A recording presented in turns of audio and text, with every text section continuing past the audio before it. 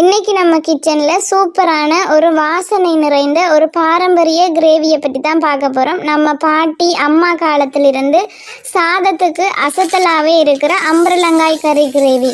எளிய பொருட்களை வச்சு சுத்தமான வீட்டு முறையில் இந்த கிரேவியை எப்படி செய்வதுன்னு சொல்லி ஸ்டெப் பை ஸ்டெப்பாக சொல்ல போகிறேன்.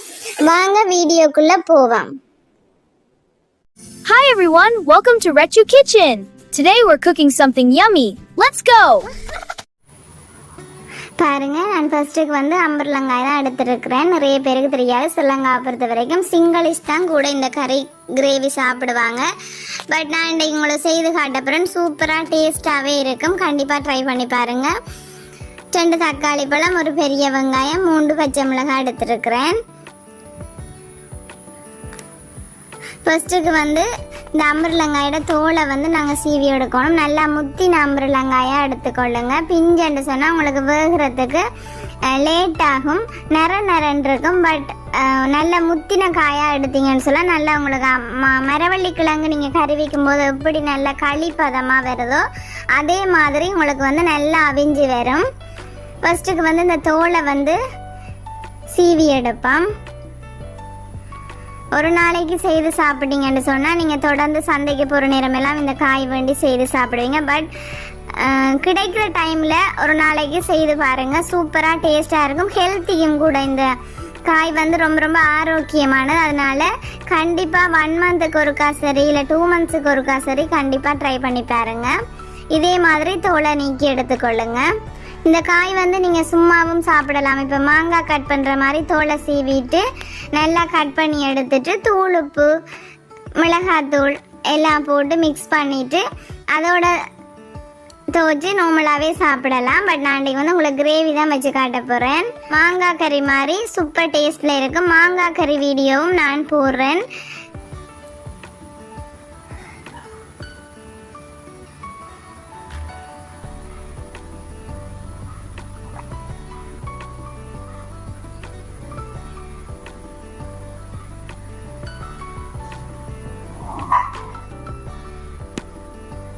பாருங்க, நான் எவ்வளோ மெல்லிசா சீவி எடுத்துருக்கிறேன்.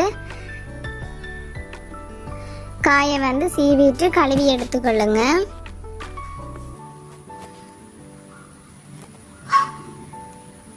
இனி நல்லா முத்தின காயன்னு சொன்னால் உள்ளுக்கு இருக்கிற விதை உங்களுக்கு கட்டாக கொஞ்சம் கஷ்டப்படும். பட் ஒரே மாதிரி நல்லா கட் பண்ணி எடுத்துக்கொள்ளுங்க. இதே மாதிரி துண்டு துண்டாக கட் பண்ணி எடுத்துக்கொள்ளுங்க.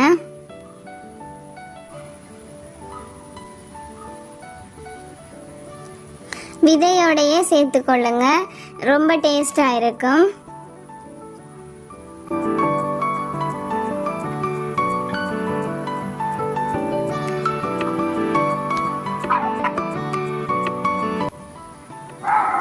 பாருங்க, இதே மாதிரி எல்லாத்தையுமே கட் பண்ணி எடுத்துக்கொள்ளுங்க.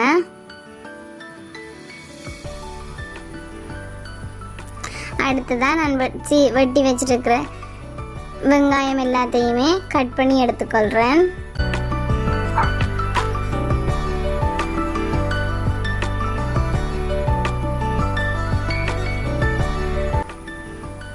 அதே மாதிரி நான் தக்காளி பழத்தையும் கட் பண்ணி எடுக்கிறேன்.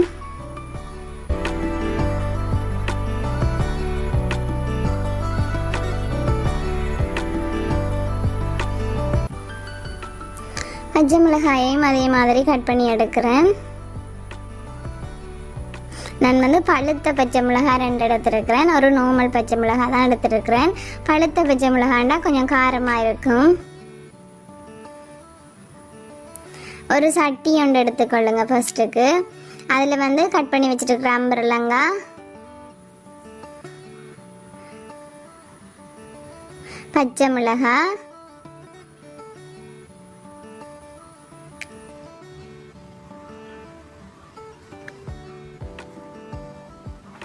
தக்காளி பழம், கொஞ்சமாக கல்லுப்பு, மஞ்சத்தூள் கொஞ்சம் சேர்த்துட்டு அந்த காய் முழுகிற அளவுக்கு தண்ணி சேர்த்துட்டு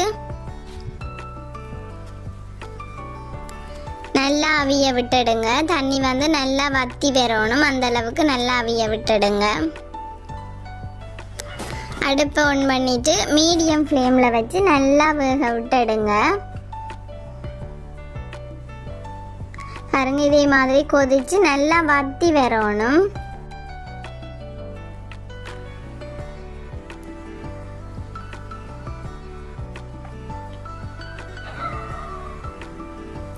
கரண்டியால் நல்லா மசிச்சு விடுங்க.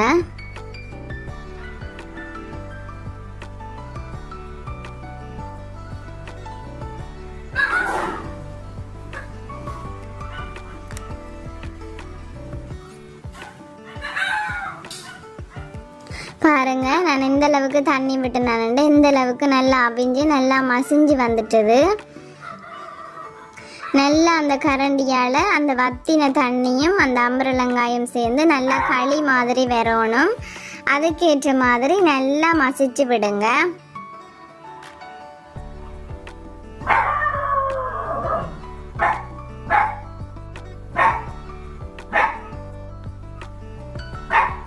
இதை நாங்கள் தாளித்து தான் எடுக்க போகிறோம். ஒரு சட்டி ஒன்று வச்சுட்டு அதில் கொஞ்சமாக எண்ணெய் சேர்த்துக்கொள்ளுங்க.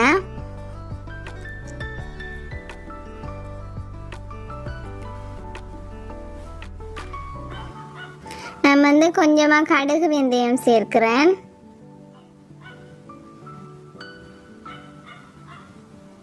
இந்த கடுகு பொரிச்சு வரும்போது பெரிய சீரகத்தையும் சேர்த்துக்கொள்ளுங்க.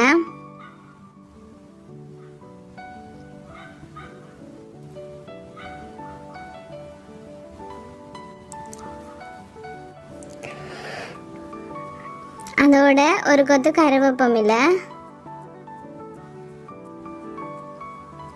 வெட்டி வச்சிருக்கிற வெங்காயத்தில் ஒரு கைப்பிடி, அவ்வளோ வெங்காயமும் சேர்க்கிறேன்டா சேருங்க. நான் கொஞ்சமாக சேர்க்கிறேன். எல்லாத்தையுமே நல்லா மிக்ஸ் பண்ணி விடுங்க. நல்லா வாசமாக வதங்கி வரணும்.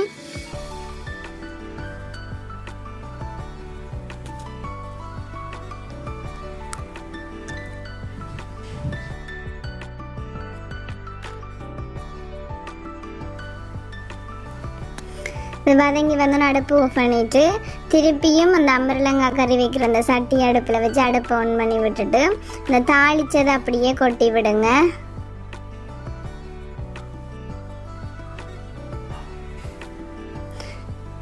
கொட்டி விட்டுட்டு ஒருக்கா நல்லா மிக்ஸ் பண்ணுங்கள். நீங்கள் மிக்ஸ் பண்ணும்போதே நல்ல வாசமாக இருக்கும். வெள்ளைக்கறி சாப்பிடுவாங்கன்னா நீங்கள் இப்படியே கொஞ்சமாக முதப்பால் விட்டுட்டு கொஞ்சமாக உப்பு சேர்த்து அப்படியே நீங்கள் பரிமாறலாம். பட் நான் இன்றைக்கு நல்ல கிரேவி பதத்துக்கு சிங்கிளிஷ் மாதிரி தான் இன்றைக்கு கறி வைக்க போகிறேன். இந்த டைமில் நான் முதல் பால் நல்ல கெட்டியான தேங்காய் பால் எடுத்து வச்சுருக்கிறேன். அதை சேர்த்துக்கொள்கிறேன். மிளகாத்தூள் ஒரு 3 டேபிள் ஸ்பூன் அளவுக்கு சேர்க்கிறேன்.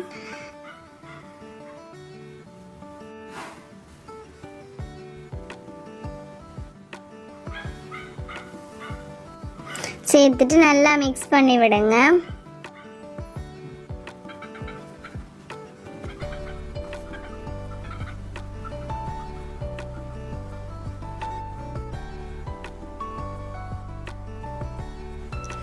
கறி சாடையாக கொதிச்சு வரும்போது கல் உப்பு சேர்த்துக்கொள்ளுங்க.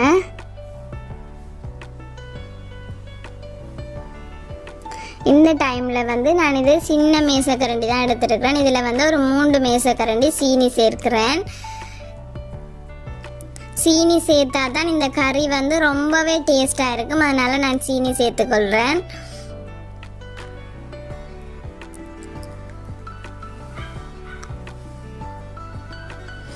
சேர்த்துட்டு நல்லா மிக்ஸ் பண்ணி விடுங்க.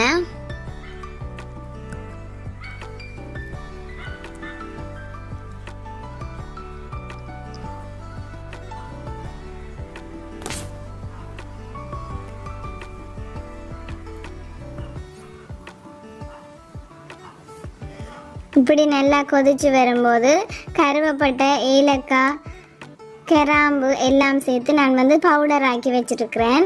அந்த பவுடரை சேர்த்துக்கொள்கிறேன்.